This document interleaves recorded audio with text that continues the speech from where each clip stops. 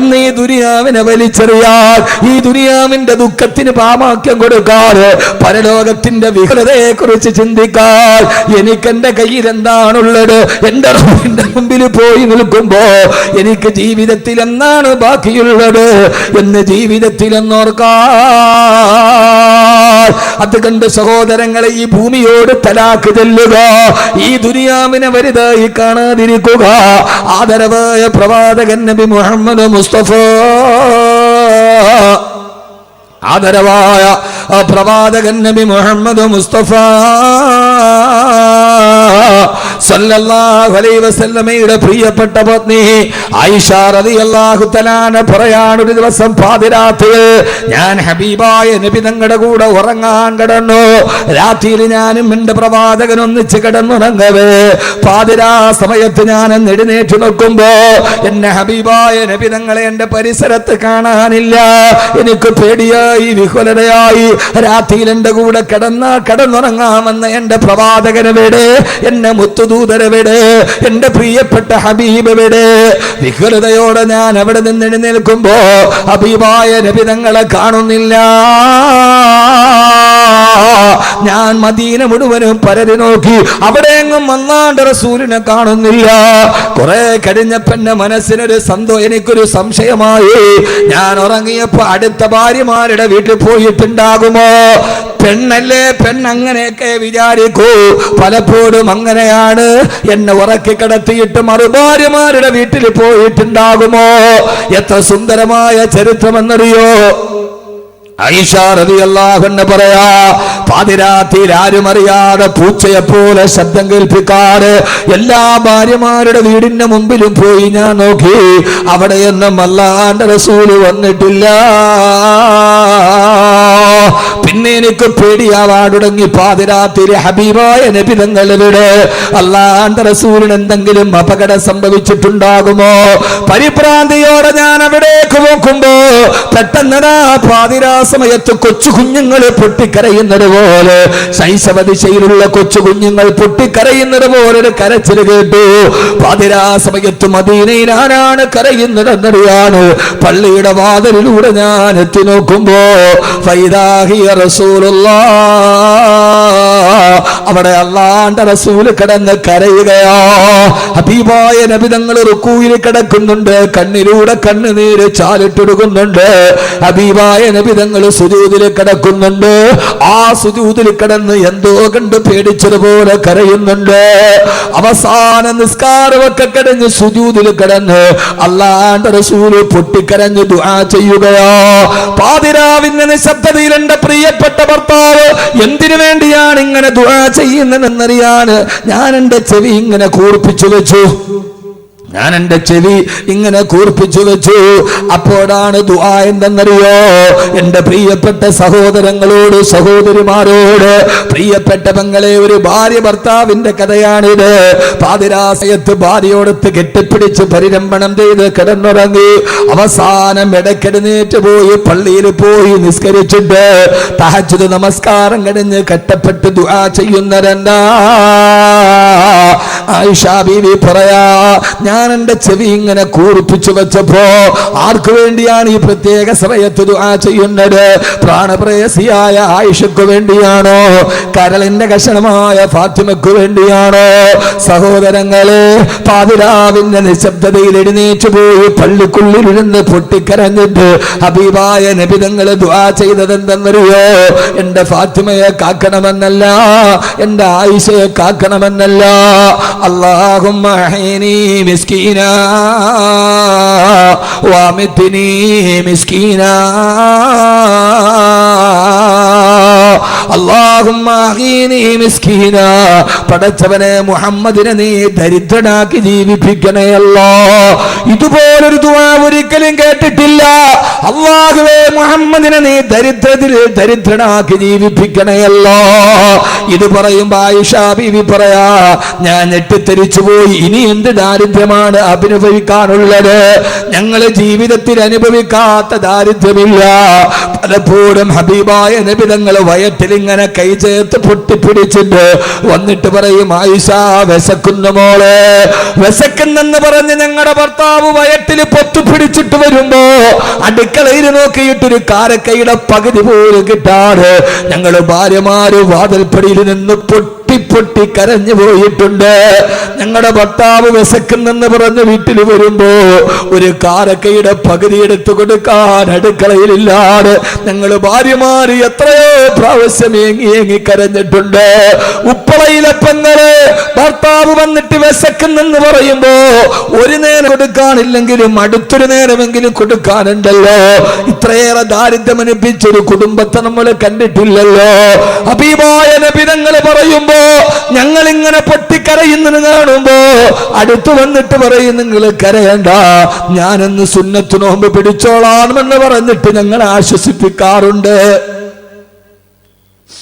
Ibn Abbas റളിയല്ലാഹു അൻഹു പറയാ, ഞാൻ പലപ്പോഴും ഇശാ നിസ്കാരം കഴിഞ്ഞ് അല്ലാഹുവിന്റെ റസൂലിന്റെ വീട്ടിൽ പോകുമ്പോ ഹബീബായ നബി തങ്ങൾ ഉറങ്ങിക്കിടക്കുന്നത് ഞാൻ കണ്ടിട്ടുണ്ട്.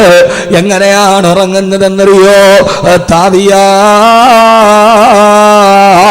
തന്റെ കാൽമുട്ടുകൾ വയറ്റിലേക്ക് ചേർത്ത് വെച്ചിട്ട് കൊഞ്ചു ചുരുണ്ട് കിടക്കുന്നത് പോലെയാണ് ഹബീബായ നബി തങ്ങളും ഭാര്യമാര് കിടക്കുന്നത്. ഇതൊക്കെ നിങ്ങളോട് പറഞ്ഞാല് മനസ്സിലാകുമോ എന്നറിയില്ല. എന്നാണ് കൊഞ്ചു ചുരുണ്ട് കിടക്കുന്നത് പോലെ കാൽമുട്ടുകൾ വയറ്റിലേക്ക് ചേർത്ത് വെച്ച് കിടക്കുകയാ. ഇബ്നു അബ്ബാസേ, എന്തിനാണ് നബി സല്ലല്ലാഹു അലൈഹി വസല്ലമയും ഭാര്യമാരും എന്തിനാണ് അങ്ങനെ കിടക്കുന്നതെന്ന് ചോദിച്ചപ്പോ ഇബ്നു അബ്ബാസ് റളിയല്ലാഹു അൻഹു പറഞ്ഞ മറുപടി, വലാ തജിദ് ലഹും അശാ, അവർക്കൊരൊറ്റ ദിവസം പോലും അത്താഴം കഴിക്കാനുള്ള ഭക്ഷണം ഉണ്ടായിരുന്നില്ല. പാതിരാ സമയത്ത് ഉറങ്ങുന്ന നേരത്ത് ഭക്ഷണം കഴിക്കാനില്ലാതെ വയറൊട്ടി കിടക്കുമ്പോ ഉറക്കം വരാതെ കാൽമുട്ടുകൾ പള്ളയിലേക്ക് ചുരുട്ടി കേട്ടി വെച്ചിട്ട് കിടന്നുറങ്ങുന്ന ഹബീബായ നബി തങ്ങളെയും ഭാര്യമാരെയും ഞാൻ കണ്ടിട്ടുണ്ട്. കുപ്പളയിലെ പെങ്ങളെ, നിനക്ക് ചിന്തിക്കാൻ കഴിയോ? നമ്മുടെ ജീവിതത്തിൽ ഇങ്ങനെ ഒരു അവസ്ഥ നമ്മൾ കണ്ടിട്ടുണ്ടോ? ഇങ്ങനെ കിടന്ന് രാത്രിയിൽ കഴിക്കാൻ ഭക്ഷണമില്ലാതെ കാൽമുട്ടുകൾ വയറ്റിലേക്ക് ചേർത്ത് വെച്ച് ഭാര്യമാരുടെ കൂടെ കിടന്ന പ്രവാചകനാണ് സുജൂദിൽ കിടന്ന് ദുആ ചെയ്യുന്നത്. അല്ലാഹുമ്മ അഹ്യിനി മിസ്കീനാ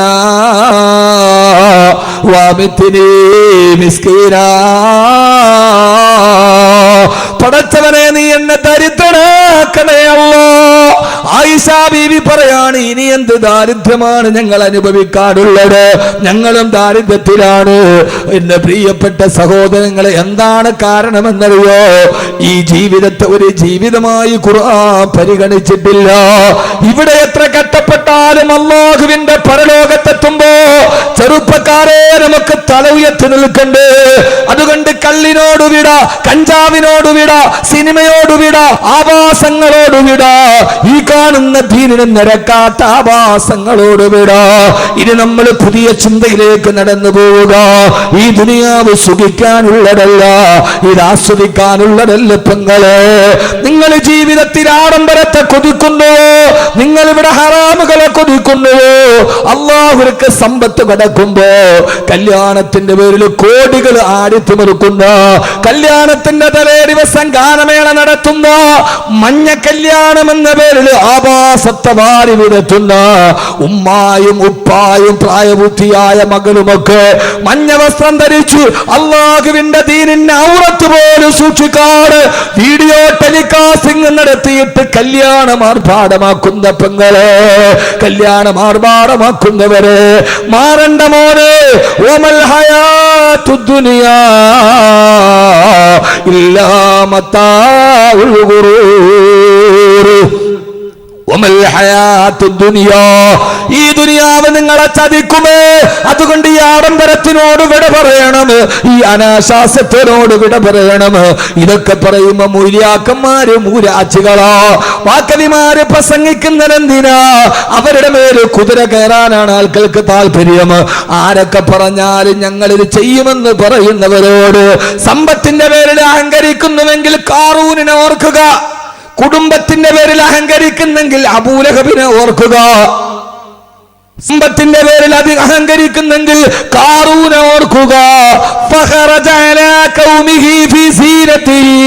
തന്റെ സമ്പത്തിന്റെ ആഡംബരം കാണിക്കാൻ ആയിരക്കണക്കിന് കുതിരകൾ, കുതിരയുടെ മുകളിൽ സ്വർണ്ണ ഖജനാവുകൾ, 10,000കണക്കിന് അനുയായികളുമായി തന്റെ നാട്ടിലൂടെ തന്റെ സമ്പത്തിന്റെ ആഡംബരം കാണിച്ച ഖാറൂൻ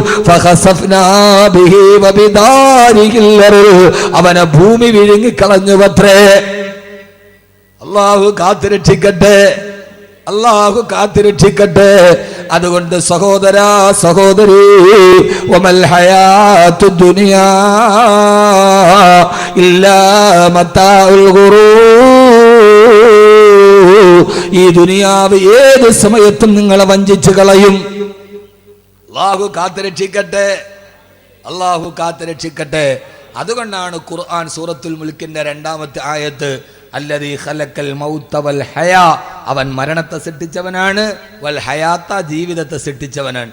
അപ്പൊ യഥാർത്ഥ ജീവിതം മരണത്തിന് ശേഷമുള്ള ജീവിതമാണ്. മരണത്തെ മുമ്പുള്ള ജീവിതം അല്ലാഹു പറഞ്ഞിട്ടേ ഇല്ല. കാരണം ഇതൊരു ജീവിതം അല്ല മനുഷ്യന്മാരെ. ഏത്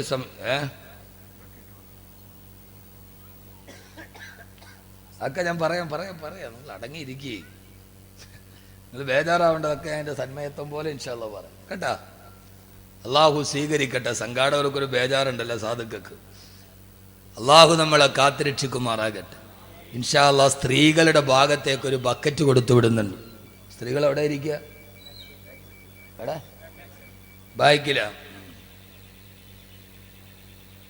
ഇപ്പൊ എല്ലാ സഹോദരിമാരും നമ്മുടെ മഹത്തായ ഉറൂസ് മുബാറക്കാണ്, മഹാന്മാരുടെ സാന്നിധ്യമുള്ള സദസ്സാണ്, നമ്മുടെ അവസാനത്തെ ദുആയാണ്. ഇൻഷാ അല്ലാഹ് അതിൽ പങ്കെടുക്കാൻ എല്ലാവരും ഒരു നല്ല സദഖ ഇതിലേക്ക് നൽകുക. അല്ലാഹു സ്വീകരിക്കുമാറാകട്ടെ. ഞാനൊരു നാടൻ വർത്തമാനം തന്നെ പറയാത്തത് വിഷയം അത്രയേറെ ഗൗരവമുള്ളത് കൊണ്ടാണ്. കഞ്ചാവിനെക്കുറിച്ച് പറയണ്ട, ലഹരിയെക്കുറിച്ച് പറയണ്ട, എല്ലാ തോന്നിയാസം അവസാനിക്കാൻ ഒരൊറ്റ ബോധം മതി, ഇതൊരു യഥാർത്ഥ ജീവിതം അല്ല. ആ ഒരു ബോധമുണ്ടായാൽ എല്ലാവരുടെ മനസ്സും മാറും. അള്ളാഹു സ്വീകരിക്കട്ടെ. അതുകൊണ്ട് വാരി വലിച്ചു പറയുന്നതിലല്ല, അനിവാര്യമായ 3 ചിന്തകൾ ഇനി ഇൻഷാ അല്ലാഹ് നമ്മുടെ ജീവിതത്തിൽ ഉണ്ടാവണം. എത്ര ചിന്തകൾ? 3 ചിന്തകൾ. ആ 3 കൂടെ പറയും ഇൻഷാ അല്ലാഹ്. ഇപ്പൊ തന്നെ പത്രം കഴിഞ്ഞു, ഇത് വിഷയമില്ല. ആ 3 കാര്യം എപ്പോൾ പറഞ്ഞു തീരുന്ന അപ്പോൾ നമുക്ക് നിർത്തിയാൽ മതി. പോരാ, നിങ്ങളിരിക്കൂലേ? ഞാൻ നേരത്തെ നിർത്തുന്നവർക്ക് പരാതി, ആ പരാതി അങ്ങ് തീരട്ടെ. അള്ളാഹു സ്വീകരിക്കട്ടെ. അൽഹംദുലില്ലാ, നല്ല സദസ്. സഹോദരങ്ങളെ ഒത്തിരി പറയുന്നില്ല. എൻ്റെ പൊന്നു സഹോദരങ്ങളോട്, എൻ്റെ ജീവിതം മാറണം, നിങ്ങളുടെ ജീവിതം മാറണം. അള്ളാഹ് ഇഷ്ടപ്പെട്ട പൊരുത്തപ്പെട്ട വഴിയിലൂടെ സഞ്ചരിക്കണം. അവസാനം മരിക്കണ നേരത്ത് നമ്മുടെ മയ്യത്ത് നോക്കിയിട്ട് ആളുകൾ പറയണം, ആ മുഖത്തെന്തോ ഒരു പുഞ്ചിരിയാണ്, മാഷാ അല്ലാഹ്, ആ മുഖത്തെന്തോ ഒരു ചിരിയാണ്. യഥാർത്ഥത്തിൽ ചിരിക്കേണ്ടത് മരിക്കുന്ന സമയത്താണ്.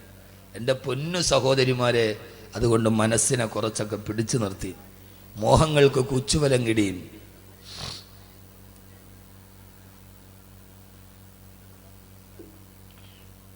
അതുകൊണ്ട് അനിവാര്യമായ 3 ചിന്തകൾ. എത്ര ചിന്തകൾ?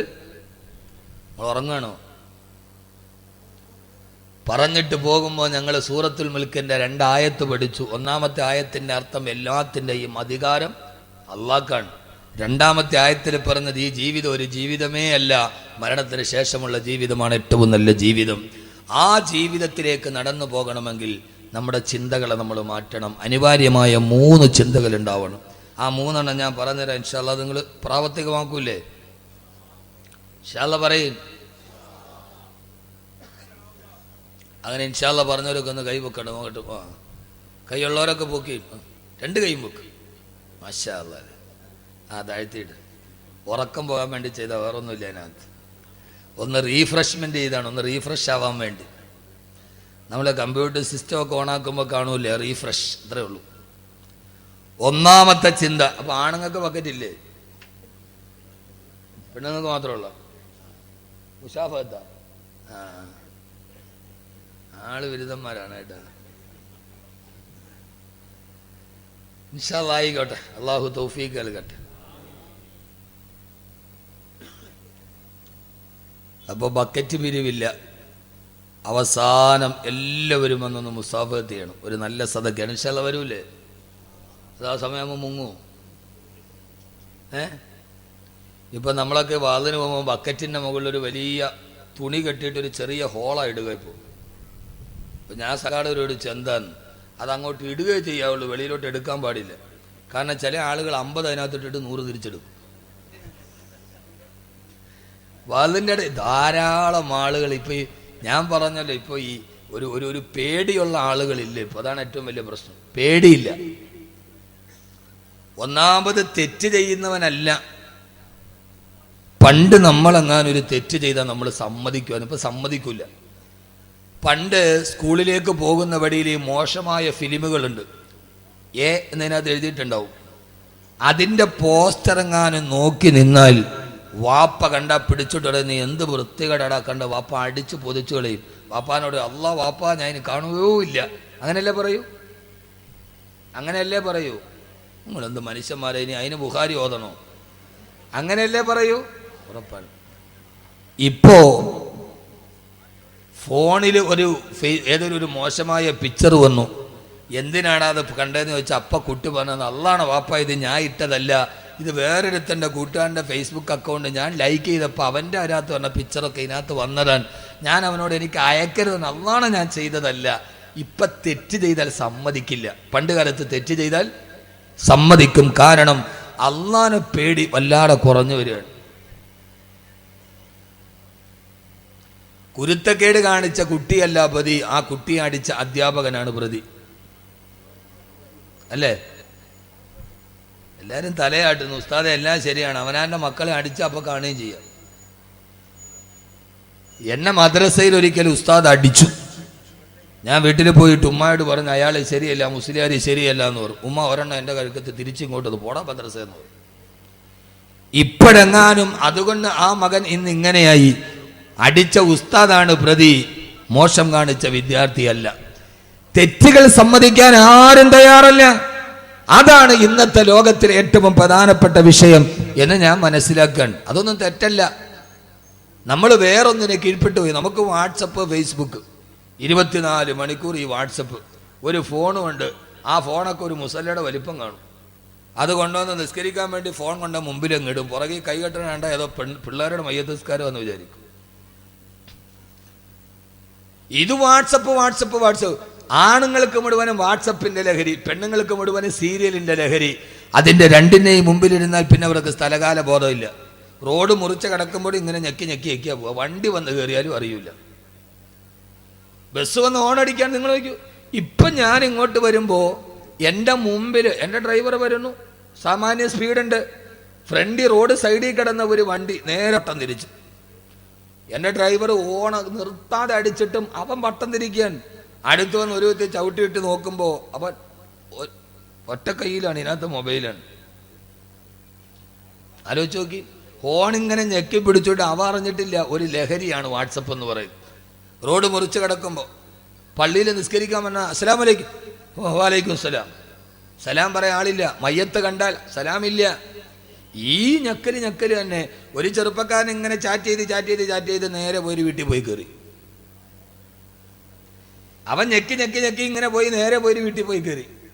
ആ വീട്ടിൽ സീരിയൽ കണ്ടോണ്ടിരുന്ന പെണ്ണ് നേരെ ചായ ഇട്ടോണ്ട് ഇവന്റെ കൈ കൊണ്ട് കൊടുത്തു. പറഞ്ഞ മനസ്സിലായില്ല? ഞാൻ പറഞ്ഞെനിക്ക് മനസ്സിലായില്ല. ഇവൻ ഞെക്കി പോയി നേരെ പോയി വീട്ടിൽ പോയി കയറി.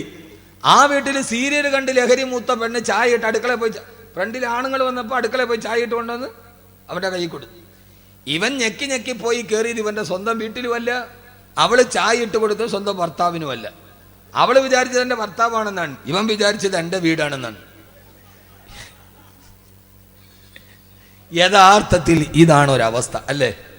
നിസ്കാരം കഴിഞ്ഞ സലാം വീട്ടിയാൽ ആദ്യം എല്ലാവരും കണക്കാണ്. നിസ്കാരം കഴിഞ്ഞ സലാം വീട്ടി ആദ്യം മെസ്സേജ് വന്നോ ഇല്ലയോ? ഇത് നമ്മളെ വല്ലാതെ കീഴ്പ്പെടുത്തുകയാണ്. നമുക്ക് ചിന്തിക്കാൻ സമയമില്ല. മരണത്തെക്കുറിച്ച് ചിന്തിക്കാൻ ഉണ്ടോ? ഇല്ല. മയ്യത്ത് കണ്ടു കഴിഞ്ഞാൽ പണ്ടൊരു മരണ വീട്ടിൽ പോയാൽ അടുത്തു നിന്ന് മാറി നിന്ന് കരയും, അല്ലാഹുവേ നാളെ ഞാനും ഇതേപോലെ പോകേണ്ടതല്ലേ? ഇദാ ഹമൽത ഇലൽ ഖുബൂരി ജനാസതൻ ഫയഖിം ബിഅന്നക ബഅദഹാ മഹ്മൂലു. പടച്ചവനെ, നാളെ ഇതേപോലെ എണ്ണയും കൊണ്ടുപോകുമല്ലോ. ഇത് മയ്യത്ത് കണ്ടു മാറി നിന്നിട്ട് ചിന്തിക്കാൻ സമയമില്ല. അതാണ് പുതിയ ലോകത്തിൻ്റെ ഏറ്റവും വലിയ വിശേഷം. മരണത്തെക്കുറിച്ച് ചിന്തിക്കാൻ പറ്റില്ല, ഭാര്യയെക്കുറിച്ച് ചിന്തിക്കാൻ സമയമില്ല, മക്കളെക്കുറിച്ച് ചിന്തിക്കാൻ സമയമില്ല. ഭാര്യ അവള് പോട്ടെ, അടുത്ത് എനിക്ക് കിട്ടും. ഏതോ ഒരു ദർഗയ്ക്കടുത്തുള്ള കിണറ്റിൽ പൈസ ഇട്ടാൽ പൈസ ഇടുന്ന സമയത്ത് മനസ്സിൽ ഏത് കാര്യമാണോ ഉദ്ദേശിക്കുന്നത് അത് നടക്കുമെന്നാരോ പറഞ്ഞു. ആ ദർഗയിലെ പൊട്ടക്കിണറ്റിൽ പോയി പൈസ ഇട്ടു. ഇടാൻ നേരത്തൊരു വലിയ കാര്യം മനസ്സിൽ വിചാരിച്ചു. അടുത്ത് ഭാര്യയുണ്ട്. ഭർത്താവിട്ട പൈസ എവിടെ വീണു എന്നറിയാൻ ഭാര്യ കിണറ്റിലോട്ട് എത്തി നോക്കി. അവൾ നേരെ കിണറ്റിൽ വീണു. അപ്പോൾ ഭർത്താവ് പറയാണ്, പടച്ചോനെ, വിചാരിച്ച കാര്യം ഇത്ര പെട്ടെന്ന് നടക്കുമെന്ന് ഞാൻ വിചാരിച്ചില്ല എന്ന് പറഞ്ഞ മാതിരി. ഈ വിചാരിച്ച കാര്യം ഇത്ര പെട്ടെന്ന് നടക്കുമെന്ന് എല്ലാവർക്കും അവരവർക്ക് മറ്റൊരാൾ ഭാരമായി. ഞാൻ ചിരിക്കാൻ പറഞ്ഞല്ല, ഭാര്യയ്ക്ക് ഭർത്താവ് ഒരു ഭാരമായി. ഭാര്യയ്ക്ക് ഭർത്താവ് എന്ന് പറയുന്നത് സ്വർഗത്തിലേക്കുള്ള കവാടമായില്ല. ഭർത്താവിന് ഭാര്യ കടമകൾ വീട്ടേണ്ട അള്ളാഹു പറഞ്ഞ ഏറ്റവും വലിയ കടമയായില്ല. ഭർത്താവിന് ഭാര്യ ഏത് സമയത്തും ഒഴിഞ്ഞു പോകേണ്ട ഒരു ചരക്കായി. മാതാപിതാക്കൾക്ക് മക്കള് ഭാരമായി, മക്കൾക്ക് മാതാപിതാക്കള് ഭാരമായി.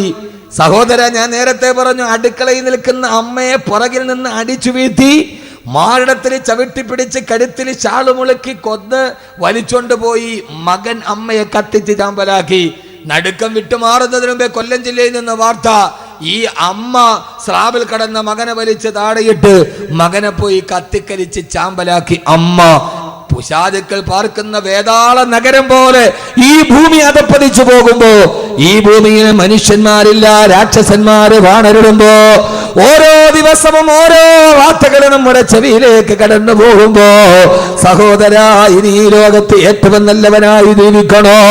അനിവാര്യമായ 3 ചിന്തകൾ നമ്മുടെ മനസ്സിലുണ്ടാവണം. അക്കമിട്ട് പഠിച്ചോളുക. 1, അള്ളാഹു എന്നെ കാണുന്നുണ്ടെന്നുള്ള ബോധമുണ്ടാവുക. ഓരോ ആണിനോടും പെണ്ണിനോടും വിനീതനായ വാക്കവിയുടെ വാക്കുകൾ കാണത്തി. ഒരൽപ്പം കഴിയുമ്പോൾ നമ്മൾ പിരിയുകയാണ്. ആ സമയത്ത് നമ്മുടെ മനസ്സിലോത്തിരിക്കാൻ ഇനി മുതൽ നമ്മുടെ ചിന്തകൾ ഈ ചിന്തയാകണേ. 1, എന്റെ അള്ളാഹു എന്നെ കണ്ടുകൊണ്ടിരിക്കുന്നുണ്ട്. അന തഅബുദല്ലാഹ കഅന്നക തറാ ഫഇൻ ലം തകുൻ തറാഹു ഫഇന്നഹു യറാ. എന്റെ ചെറുപ്പക്കാരെ, ഈ ബോധം മനസ്സിലേക്ക് ചേർത്ത് വെക്കുക. അള്ളാഹുവിനെ ഞാൻ കാണുന്നില്ലെങ്കിലും അള്ളാഹു എന്നെ കണ്ടുകൊണ്ടിരിക്കുന്നുണ്ട്. എനിക്കെന്റെ റബ്ബിനെ പേടിയാ, എനിക്കെന്നെ അള്ളാനെ പേടിയാ. സഹോദര, ഈ പേടിയിലൂടെ നടന്നു പോകുമ്പോ എനിക്കെന്റെ റബ്ബിനെ പേടിയാ. ഈ ഉപ്പളക്കുന്നിലെ ഓരോ വീട്ടിലും ഇങ്ങനെ ഒരു ചിന്തയുണ്ടാവണം. ആണിനുണ്ടാവണം, പെണ്ണിനുണ്ടാവണം, മക്കൾക്കുണ്ടാവണം. പാതിരാ സമയത്ത് ഉമർ റളിയല്ലാഹു തആല നടന്നു പോകുമ്പോ, മോളെ പാലില് വെള്ളം ചേർക്കോളെ. ഉമ്മ, ഉമർ കാണില്ല ഉമ്മ. മോളെ, ഉമർ റളിയല്ലാഹു തആല ഉറക്കമാണല്ലോ. ആരും അറിയാതെ പാലില് വെള്ളം ചേർക്കാൻ കൗമാരക്കാരിയായ സുന്ദരി പെണ്ണിനോട് പറഞ്ഞപ്പോ ആ പെണ്ണ് ചോദിച്ചൊരു മറുപടിയുണ്ട്. ഉമ്മ, ഇദാ കാന ഉമറു നായിമൻ ഫറബ്ബുൽ ഉമറു യഖ്ലാ. ഉമർ ഇറങ്ങിയാലും ഉമറിന്റെ റബ്ബ് ഇറങ്ങില്ലല്ലോ ഉമ്മ. ഉപ്പളക്കൊന്നിലെ വീട്ടിൽ ഈ കൗമാരക്കാരി ഉണ്ടാവട്ടെ. ഉമ്മ തെറ്റ് ചെയ്യാൻ പോകുന്ന സമയത്ത് ഉമ്മയുടെ കൈ പിടിച്ചിട്ടുമ്മ, അള്ളാനെ പേടിക്കണേ ഉമ്മ, അള്ളാനെ പേടിക്കണേ ഉമ്മ. ഉപ്പാനെ ചതിക്കല്ല ഉമ്മ, ഗൾഫിൽ നിൽക്കുന്ന ഉപ്പാനെ ചതിക്കല്ല ഉമ്മ, അള്ള കാണുന്നുണ്ടുമ്മ എന്ന് പറയുന്ന കൗമാരക്കാരി +1 പഠിക്കുന്ന, +2 പഠിക്കുന്ന, എഞ്ചിനീയറിംഗിന് പഠിക്കുന്ന, ഹോസ്റ്റലിൽ താമസിക്കുന്ന, ആരുമില്ലാത്ത സമയത്ത് കോളേജിന്റെ ഇടനാടികളിൽ കാമുകനോട് സല്ലാപം നടത്തുന്ന, അന്യപുരുഷനുമായി ബീച്ചുകളിലൂടെ കറങ്ങി നടക്കുന്ന കൗമാരക്കാരിയിൽ നിന്ന് മാറി വീടിന്റെ ഉള്ളിൽ ഉമ്മ ഒരു തെറ്റ് ചെയ്യാൻ പോയാൽ ഉമ്മാടെ കയ്യിലേക്ക് കടന്നു പിടിച്ചിട്ടുമ്മ, അള്ളാനെ പേടിക്കണേ, ആഖിറത്തെ പേടിക്കണേ, ഉപ്പാനെ ചതിക്കല്ല ഉമ്മ എന്ന് തിരുത്തി കൊടുക്കാൻ കഴിയുന്ന കൗമാരക്കാര് ഉപ്പളക്കുന്ന് മുഹീദ്ദീൻ ജുമാ മസ്ജിദിന്റെ ഓരോ മഹല്ലിലെ വീട് എങ്ങനെയായി മാറണം. അല്ലാഹു തൗഫീഖ് നൽകുമാറാകട്ടെ. അല്ലാഹു തൗഫീഖ് നൽകുമാറാകട്ടെ. ഏത് തെറ്റ് ചെയ്യാൻ പോയാലും പാതിരാ സമയത്ത് ഞാൻ മദ്യപിച്ചാൽ എൻ്റെ ഭാര്യ അറിയില്ല, എന്റെ മക്കളറിയില്ല, നാട്ടുകാരും അറിയില്ല, എന്നാലും എൻ്റെ റബ്ബറിയാതിരിക്കില്ലല്ലോ. കഹിനെ ലഗി ഹേ മേം സബ് ദർവാസ ബന്ദ് കർ ഡാലാ ലേകിൻ ബന്ദ് ന ഹോ ഗയി ഇഖ്ദർ ഖുദാ വാലാ. ആരുടെ വാതിലടഞ്ഞാലും അല്ലാഹുവിന്റെ വാതിലടയില്ലല്ലോ. ഏത് സമയത്തും മനസ്സിലൊരു ചിന്ത വേണം, അല്ലാഹുവേ ഞാനിനി മദ്യപിക്കില്ല, ഞാനിനി പലിശ വാങ്ങിക്കില്ല, ഞാനിനി ചൂതാട്ടം നടത്തില്ല. കാരണം നീ എന്നെ കാണുകയാണല്ലോ, നീ എന്നെ കാണുകയാണല്ലോ. ഇത് മദ്യപാനത്തിൽ മാത്രമല്ല, കുടുംബ ജീവിതത്തിലും അല്ലാഹുവിനെ കുറിച്ച് പേടിയുണ്ടാവണേ. ഈ അഹമ്മദ് കബീർ പറയുന്നത് മുഴുവനും ഖുർആനാണ്, ഖുർആനാണ്. ഒരു വാപ്പാന്റെ രണ്ട് മക്കൾ തമ്മിൽ തെറ്റിലാണ്, രണ്ട് സഹോദരങ്ങൾ തമ്മിൽ പകയാണ്. ആ സമയത്ത് ജേഷ്ഠനായ കാബീല് അനിയനായ നിരപരാധിയായ അനുജനോട് കൊല്ലാൻ വരുന്ന സമയത്ത് അനുജൻ ഹാബീൽ പറഞ്ഞ ഒരു മറുപടിയുണ്ട്. കാബീൽ അനുജനോട് അസൂയ മൂത്തിട്ട് ഒട്ടകത്തിന്റെ തോളല്ലുകൊണ്ട് തലയിലടിച്ച് കൊല്ലാൻ വരുമ്പോ, തന്റെ പ്രിയപ്പെട്ട ജേഷ്ഠൻ തന്നെ കൊല്ലാൻ വരുമ്പോ അനിയനായ ഹാബീൽ പറയുന്നൊരു മറുപടി ഖുർആൻ പറയുന്നുണ്ട് സൂറത്തുൽ മാഇദ. ലഇൻ ബസത്ത ഇലയ്യ യദക ലിതഖ്തുലനി മാ അന ബിബാസുത്തിൻ യദിയ ഇലൈക ലിയഖ്തുലക ഇന്നി അഖാഫുല്ലാഹ റബ്ബൽ ആലമീൻ. തന്റെ ജേഷ്ഠൻ തന്നെ കൊല്ലാൻ ഒട്ടകത്തിന്റെ തോളല് കൊണ്ട് അടിക്കാൻ വരുമ്പോ, പ്രിയപ്പെട്ട ജേഷ്ഠ, നിങ്ങൾ എന്നെ കൊല്ലാമെന്നാലും നിങ്ങളോട് ഞാൻ തിരിച്ചൊന്നും പറയില്ല. അതെനിക്ക് നിങ്ങളോട് തിരിച്ചു ചെയ്യാൻ അറിയാത്തത് കൊണ്ടല്ല, തിരിച്ചു ചെയ്യാൻ എന്റെ കൈക്ക് ആരോഗ്യമില്ലാത്തിട്ടല്ല, ഈ പറയുന്നത് പോലെ തിരിച്ചു പറയാൻ അനുജന് കഴിയാത്തത് കൊണ്ടല്ല. പക്ഷേ ഇന്നി അഖാഫുല്ലാഹ റബ്ബൽ ആലമീൻ. എന്റെ പ്രിയപ്പെട്ട ജേഷ്ഠ, എനിക്ക് എന്റെ റബ്ബിനെ പേടിയോ. ഇവിടെ നമ്മൾ തമ്മിൽ മത്സരിച്ചാല് നാളെ പരലോകത്ത് അല്ലാഹുവിന്റെ മുമ്പിലും മറുപടി പറയണ്ടേ എന്ന് ജേഷ്ഠനായ കാബീലിനോട് ഹാബീൽ പറഞ്ഞ മറുപടി എന്റെ ഉപ്പളക്കുന്നിലെ സഹോദരങ്ങളോട് ഏത് കാര്യമാണെങ്കിലും ഞാൻ ചുരുക്കുകയാണ്. അത് വ്യക്തി ജീവിതത്തിൽ, സ്വകാര്യ ജീവിതത്തിൽ, കുടുംബ ജീവിതത്തിൽ, ഭാര്യ ഭർത്തൃ ജീവിതത്തിൽ പെണ്ണേ ഞാൻ ക്ഷമിക്കുന്നത് ഇന്നി അഖാഫുല്ലാഹ റബ്ബൽ ആലമീൻ. എനിക്കെന്റെ അല്ലാഹുവിനെ പേടിയാ, അവൻ എന്നെ സദാ നിരീക്ഷിക്കുന്നുണ്ട്. ഇന്ന റബ്ബക ലബിൽ മിർസാദ്. എന്റെ അല്ലാഹു സദാ എന്നെ നിരീക്ഷിച്ചു കൊണ്ടിരിക്കുകയാണ്. അല്ലാഹു ബോധം തരട്ടെ, ആമീൻ പറ. പിന്നെ അവൻ തെറ്റിയോ? അള്ളാഹു എന്നെ കാണുന്നുണ്ടെന്ന് ചിന്തിക്കുന്നവൻ പിന്നെ തെറ്റിയോ? അവനെ നന്നാക്കാൻ പിന്നെ വാള് വേണോ? അവനെ നന്നാക്കാൻ പിന്നെ ഉസ്താദ് വേണോ? അവനെ നന്നാക്കാൻ അവൻ തന്നെ മതി. അതുകൊണ്ട് ഈ മൂന്ന് ചിന്ത, പെണ്ണുങ്ങളെ, സഹോദരിമാരെ, അഹമ്മദ് കബീർ വാക്കവി ഒന്നും പറഞ്ഞില്ലെന്ന പരാതി വേണ്ട. എൻ്റെ റബ്ബ് എന്നെ കാണുന്നുണ്ടെന്നുള്ള ബോധം, ചിന്ത മനസ്സിലുണ്ടാവുക. ഒന്ന്. ഇപ്പം എത്രണ്ണം പറഞ്ഞേ? ഒന്ന്. ഇനി അടുത്തേടാ ഒന്ന് കഴിഞ്ഞാൽ പിന്നെ എത്രയാ? അങ്ങനെ പറ. രണ്ട്. എന്നാലും ഉറക്കം പോവും. ചുമ്മാ ഇരുന്ന് കേൾക്കാൻ എനിക്ക് വളരെ താല്പര്യമില്ല. ഞാൻ ഇങ്ങനെയൊക്കെയാണ്. അടുത്തത് രണ്ടാമത്തേത്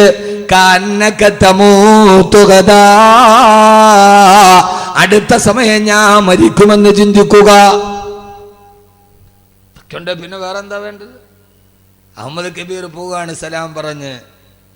എൻ്റെയും നിങ്ങളുടെയും ചിന്ത, പറഞ്ഞവൻ്റെയും കേട്ടവൻ്റെയും ചിന്ത, അടുത്ത നിമിഷം ഞാൻ മരിക്കും.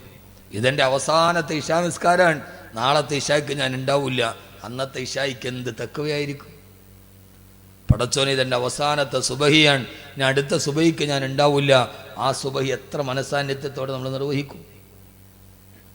അള്ളാഹു തൗഫീക്ക് നൽകട്ടെ. ആമീൻ പറ. ഞാൻ അതിനെക്കുറിച്ച് ഇന്നലെ സിറാജുദ്ദീൻ ഖാസിമി മരണമൊക്കെ പറഞ്ഞില്ലേ? ഇല്ലേ? പറഞ്ഞില്ലേ? അപ്പോൾ പിന്നെ ഇനി ഞാൻ പറയണ്ടല്ല? ഞാൻ പറയണോ? വേണ്ട. വേണ്ടല്ലോ? വേണോ? ചുമ്മാ വേണ്ടെന്ന് പറ. പിന്നെ വേണമെന്ന് പറഞ്ഞാൽ അങ്ങനെ ഒരു കണ്ണിച്ചോരയില്ലല്ലോ. എന്താ അബ്ദുൽ ഖാർ ഇങ്ങനെ ഇവര്? എൻ്റെ പഴയകാല സുഹൃത്താണ്, കണ്ടിട്ട് ഒത്തിരി ആളെ ഇപ്പോഴാണ് കാണും. ഇപ്പോൾ കണ്ടപ്പോൾ ക്യാമറ മാഷാ അല്ലാഹു ബറക്കത്ത് ചെയ്യട്ടെ, അള്ളാഹു പ്രയാസങ്ങളൊക്കെ മാറ്റിത്തരട്ടെ. ഭാര്യ മക്കൾക്കൊക്കെ സുഖം തന്നെ. ഈ പണ്ടൊക്കെ സമയം ഉണ്ടായിരുന്നു, ഇപ്പോൾ സമയമില്ലാത്തതുകൊണ്ട് ആരും അങ്ങനെ കാണാൻ പറ്റില്ല. അപ്പോൾ അവർ പറയും ഇയാളൊക്കെ വലിയ ആളായി പോയെന്ന്. അങ്ങനെയല്ല, മനസ്സിലുണ്ട്. ഇപ്പം 3-4 വർഷമായി കണ്ടിട്ടല്ലേ, ഇപ്പോൾ കണ്ടോ, എൻ്റെ മനസ്സിൽ പേരോർമ്മയുണ്ടല്ലോ. അതാണ്, അള്ളാഹു സ്വീകരിക്കട്ടെ. അതുകൊണ്ട് മരണത്തെക്കുറിച്ച് ഇങ്ങനെ നന്നായിട്ട് കേട്ടു. ഞാൻ 2 വരി കവിത പാടിത്തരാം. 2 വരി കവിത, ഒരറബി കവിയുടെ 2 വരി കവിത. അത് മാത്രം മതി, വേറൊന്നും വേണ്ട, വേറെ കവിതയൊന്നുമല്ല. അറബി കവി വാഴ്ത്തപ്പെടട്ടെ. അദ്ദേഹത്തിന്റെ 2 വരി കവിത. ആ കവിത മതി മരണത്തെ കുറിച്ച് ജീവിതത്തിൽ ചിന്ത വരാൻ. ഹലക്കൽ മുദാവി വൽ മുദാവാ വല്ലദി ജലബദ്ദവാബാഹു വൽ മുസ്തരി. അറബി കവി പാടിത്തരികയാണ്. ഹലക്കൽ മുദാവി വൽ മുദാവാ വല്ലദി ജലബദ്ദവാബാഹു വൽ മുസ്തരി.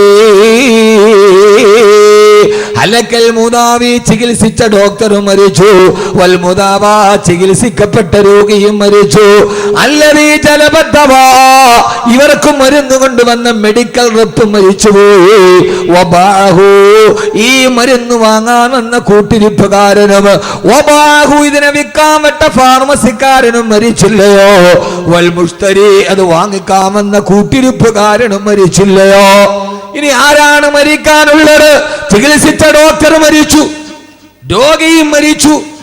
ഈ ഡോക്ടർക്ക് മരുന്ന് കൊണ്ടുവന്ന മെഡിക്കൽ റെപ്പും മരിച്ചു. വബാഹു, ഈ മരുന്ന് വിട്ട മെഡിക്കൽ സ്റ്റോറുകാരനും മരിച്ചു. വൽ മുസ്തരി, വാങ്ങിക്കാമെന്ന കൂട്ടിരിപ്പുകാരനും മരിച്ചു. മരുന്ന് കൊണ്ടൊരാള് മരണത്തിൽ നിന്ന് രക്ഷപ്പെടുമായിരുന്നെങ്കിൽ രക്ഷപ്പെടേണ്ടത് ഫാർമസിക്കാരനല്ലേ? അവന്റെ അലമാറിയിൽ ഇരിക്കാത്ത ഏതു മരുന്നാണുള്ളത്? എന്നിട്ടും മെഡിക്കൽ സ്റ്റോർ മുതലാളി മരിച്ചു പോയില്ലേ? പിന്നെ എങ്ങനെയാണ് സഹോദരങ്ങളെ മരണത്തിൽ നിന്നൊരാൾ രക്ഷപ്പെട്ടു പോവുക? അറബി കവിയുടെ ഈ വാക്ക് വാഴ്ത്തപ്പെടട്ടെ. ഹലക്കൽ മുദാവി വൽ മുദാവാ വല്ലദീ ജലബദ്ദവാബാഹു വൽ മുസ്തരി. ഈ മരണത്തെ കുറിച്ച് ഓർമ്മിക്കുക. അല്ലാഹു തൗഫീഖ് നൽകി അനുഗ്രഹിക്കുമാറാകട്ടെ. ഏത് സമയത്തും മരണത്തെ ഓർമ്മിക്കുക. നമ്മുടെ വീട്ടിൽ മാറ്റമുണ്ടാകാൻ ഒരു ചെറിയ കാര്യം നിങ്ങൾക്ക് ഞാൻ പറഞ്ഞു തരാം. വീട്ടിലെ ഭർത്താവ് നന്നാവും, ഭാര്യ നന്നാവും, വീട്ടിലെ പെൺമക്കൾ നല്ലവരാകും, അവര് നിന്നെ ഹറാമ് ചെയ്യില്ല. ഒരു ചെറിയ കാര്യം നിങ്ങൾ ചെയ്താൽ മതി, നിങ്ങളുടെ വീട്ടിൽ അനിവാര്യമായ മാറ്റമുണ്ടാവും. ആ ഒരു ചെറിയ കാര്യം നീ വിനീതം പറഞ്ഞു തരാം, ഇൻഷാ അല്ലാഹ് നിങ്ങൾ ചെയ്യുമല്ലോ. ചെയ്യില്ലേ? ഉറക്കെ ഇൻഷാ അല്ലാഹ് പറ. നിങ്ങൾ എന്തിട്ട് മനുഷ്യന്മാരാകും? നിങ്ങൾ ഉറക്കെ പറ. നിങ്ങൾ പൈസ തരണ്ട, 1 ലക്ഷം നിങ്ങൾ തരണ്ട. ഏറെ വന്നാൽ ഒരു 250 രൂപ മുടക്കിയാൽ മതി. എത്ര വകല് പറഞ്ഞാലും നന്നാവാത്തവര് നന്നാവും. അതിനെന്ത് ചെയ്യണമെന്നറിയോ?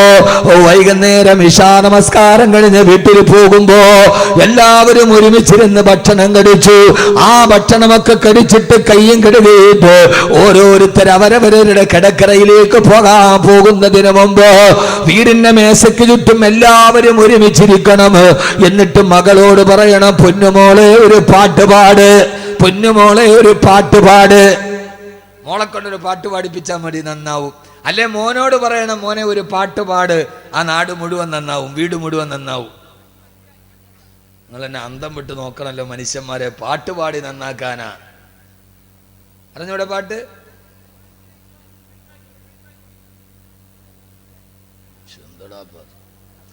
ഇവിടെ സീരിയസ് കാര്യം പറയുമ്പോൾ അവിടെ സൈഡാക്കിക്കോളി. നീ ബേഞ്ഞ് കീഞ്ഞ് പോവാനുള്ളതിന് ഇവിടെ നോക്ക്. മകളെ കൊണ്ട് എന്ത് ചെയ്യണം? ഒരു പാട്ട് പാടിപ്പിക്കണം. ശല പഠിപ്പിക്കോ മകനെ കൊണ്ട്? ഏത് പാട്ടാ? മരണത്തെ കുറിച്ച് പാടണം. അല്ലാതെ ഇല്ല മറ്റേ പാട്ടല്ല, പ്രണയം. നീലരാവിൽ നഗ്നമേനികൾ നീലരാവിലു ഉരസുന്ന സുഖമല്ലോ പ്രണയം. അതല്ല പ്രണയം എന്ന് പറഞ്ഞാൽ എന്താ? എനിക്ക് പറയാൻ ഉത്തരവുണ്ട്, പക്ഷെ പറയാൻ ഈ സ്ഥലം ശരിയാവല്ലാത്തോണ്ട് ഞാൻ പറയാതിരിക്കുകയാണ്. നമ്മുടെ മാപ്പിളപ്പാട്ട് വലിയ മുബാറക്കായിട്ട് ബിസ്മി പറഞ്ഞ് ഒതുവെടുത്തിട്ട് നമ്മളിട്ട് കേൾക്കണം. മാപ്പിളപ്പാട്ടേരാ? നീലരാവിൽ നഗ്നമേനികൾ ഉരസുന്ന സുഖമല്ല പ്രണയം എന്നാരാടാ മോനെ പറഞ്ഞത്? പരിപൂർണ നഗ്നമായ രണ്ട് ശരീരം തമ്മിൽ ഉരസുമ്പോൾ ഉണ്ടാകുന്ന വികാരമാണ് പ്രണയമെന്നാണ്. ഏത്? എനിക്കിപ്പോൾ അത് എഴുതിയവൻ കേസ് കൊടുത്താലും ഡയറക്ടേഴ്സ് എനിക്കത് പുല്ലാണ്. അങ്ങനെയല്ലേ പാട്ട്? അങ്ങനെയല്ലേ? ഓ കഷ്ടം. മുത്തക്കീങ്ങളൊന്നും അറിഞ്ഞൂടാ അവർക്ക്. നിങ്ങൾ ഇരിക്കണ ഇരിപ്പ് കണ്ട ഇവർക്ക് ഇതൊന്നും അറിഞ്ഞൂടാ. മുത്തക്കീങ്ങൾ ഖുർആൻ മാത്രമേ അറിയാവൂ. മാപ്പിളപ്പാട്ടാണ്. മാപ്പിളപ്പാട്ട്. നഗ്നമേനികൾ നീലരാവിൽ ഉരസുന്ന സുഖമല്ല പ്രണയം എന്ന് പുതിയ കവി. എന്നാ പഴയ കവി എങ്ങനെയാണ്? കാമുകി ചോദിക്കാൻ രമണം പോലും പറഞ്ഞിട്ടില്ല. അങ്ങനെ രമണം പോലും, ചങ്ങമ്പുഴയുടെ രമണം പോലും പ്രണയത്തെ നിരാകരിക്കുകയാണ് ചെയ്തത്. കാനനച്ചോലയിൽ ആടുമേക്കാൻ ഞാനും വരട്ടെയോ നിന്റെ കൂടെ.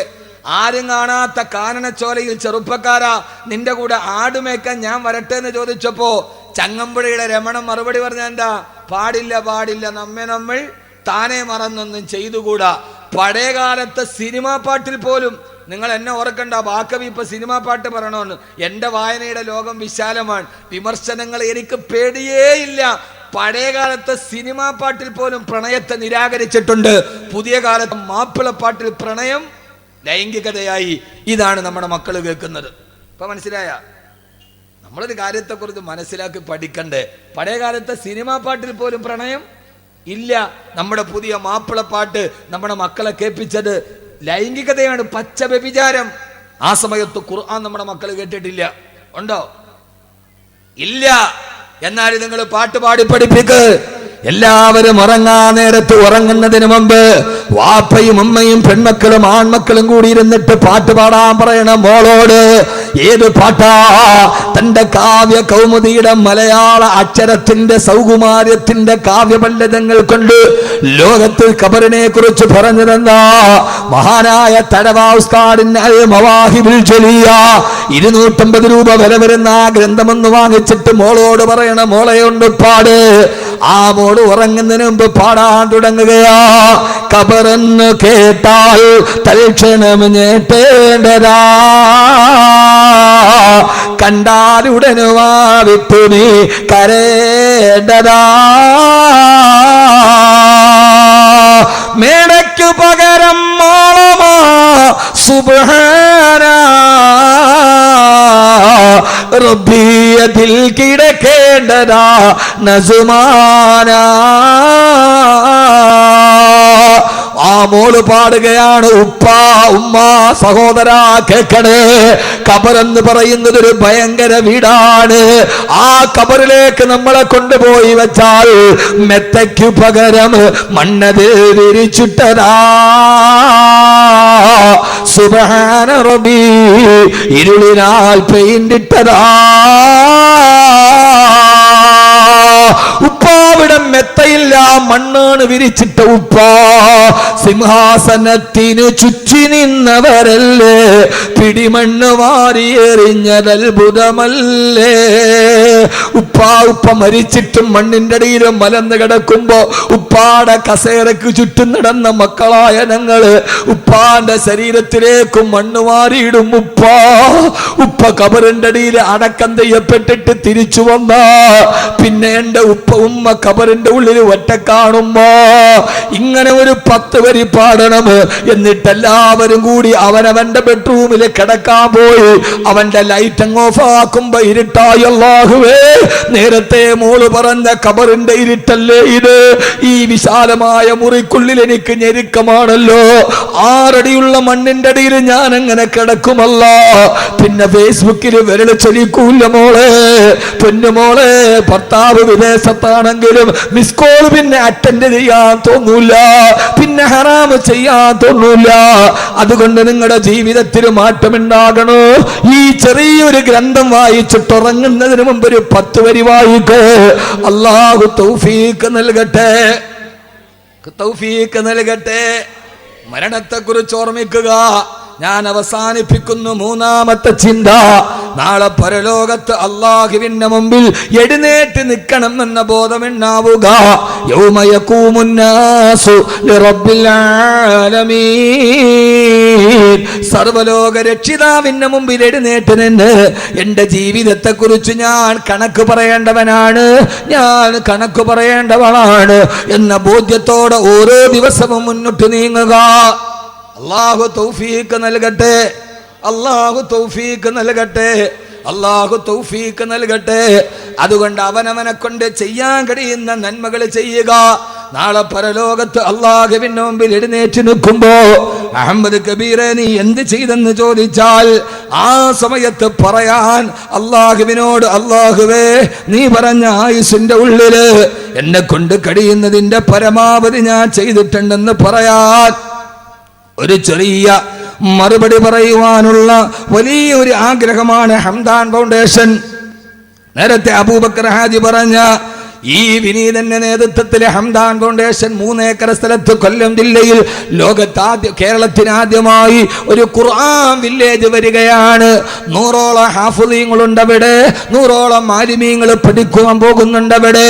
ഖുർആനിൽ പറഞ്ഞ മരങ്ങളുണ്ട് അവിടെ, ഖുർആനിൽ പറഞ്ഞ പഴങ്ങളുണ്ട് അവിടെ, ഖുർആൻ പറഞ്ഞ അത്ഭുതങ്ങളുണ്ട് അവിടെ. ഒരു ഖുർആന്റെ ലോകത്തേക്ക് നിങ്ങളെ അത്ഭുതത്തോടെ കടത്തിക്കൊണ്ടുപോകുന്ന ഭാര്യയും മക്കളുമായിട്ട് ഉപ്പളയിൽ നിന്ന് കൊല്ലത്തേക്ക് വന്നാൽ അവിടെ വന്ന് ഖുർആൻ പറഞ്ഞ ഓരോ അത്ഭുതങ്ങളെ കണ്ണുകൊണ്ട് നേരിട്ട് കണ്ട് ഖുർആൻ ഹാഫിളാകുന്ന മക്കളെ കണ്ട് സന്തോഷത്തോടെ പോകാൻ കഴിയുന്ന ഒരു സംരംഭം അല്ലാഹു അതിനെ പൂർത്തീകരിച്ചു തരട്ടെ, അല്ലാഹു പൂർത്തീകരിച്ചു തരട്ടെ. അതിനെ സഹായിക്കുന്നവരെ അല്ലാഹുവേ നീ സഹായിക്കണയല്ല. എന്നെ കൊണ്ട് കഴിയുന്നത് ഞാൻ ചെയ്യുന്നു, നിങ്ങളെ കൊണ്ട് കഴിയുന്നത് നിങ്ങൾ ചെയ്യുക. ജമാഅത്ത് കമ്മിറ്റിയെ കൊണ്ട് കഴിയുന്ന കമ്മിറ്റി ചെയ്യുക. ഉസ്താദ് പറയുന്ന വഅലുകൾ, ഉസ്താദ് പറയുന്ന നസീഹത്തുകൾ അത് അദ്ദേഹത്തിനെ കൊണ്ട് കഴിയുന്നത് അദ്ദേഹം ചെയ്യുക. ലത്തീഫ് സാഹിബ് ചെയ്യാൻ കഴിയുന്ന അദ്ദേഹം ചെയ്യുക. അദ്ദേഹത്തെ പോലെ എന്റെ കയ്യിൽ പണമില്ല, നിനക്ക് അല്ലാഹു ആരോഗ്യം തന്നല്ലോ, ആ ആരോഗ്യം കൊണ്ട് റബ്ബിന്റെ ദീനിന് വേണ്ടി ജീവിക്കുക. അല്ലാഹു തൗഫീഖ് നൽകി അനുഗ്രഹിക്കുമാറാകട്ടെ.